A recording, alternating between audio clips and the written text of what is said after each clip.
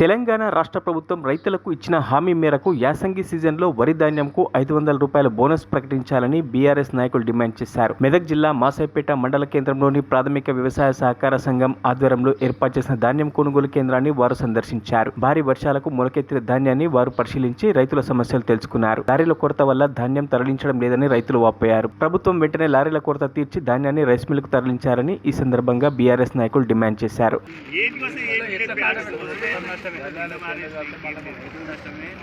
అని చెప్పేసి మానవతా దృక్పథంతో వచ్చినాం.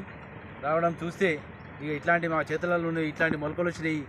ఏ రైస్ మిల్ తీసుకోడు. ఈ మొత్తము రైతుకు 100% నష్టమే. కాబట్టి రైతును ఆదుకోవాలంటే ప్రభుత్వమే ఆదుకోవాలి. కాబట్టి తప్పకుండా ఇవన్నీ ఈ నష్టాలను రైతులకు వచ్చిన నష్టాలను ప్రభుత్వమే భరించి ప్రభుత్వం రైతులను ఆదుకోవాలని చెప్పేసి ఈ సందర్భంగా మేము డిమాండ్ చేస్తూ ఉన్నాం. జనవరిలోనే మరి బోనస్ వరికి మద్దతు ధర 500 రూపాయలు బోనస్ ఇస్తామని చెప్పి మాట చెప్పి మరి రైతులను మోసం చేసి గద్దెనెక్కింది.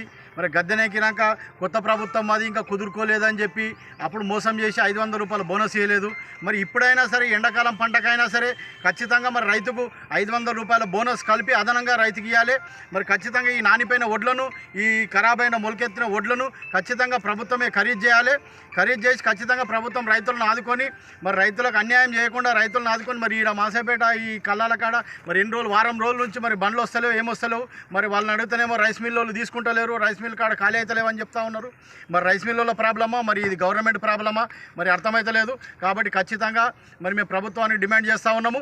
ఖచ్చితంగా ఈ రైతులు తొందరగానే 2-3 రోజులలో మొత్తం ఇవన్నీ ఒక 10-12 లారీలు అవుతుండొచ్చు. మరి ఈ లారీలను మొత్తం కంపల్సరీ లారీలను పిలిపించి మరి ప్రభుత్వం కానీ ఎంఆర్ఓ కానీ ఆర్డీఓ గారు కానీ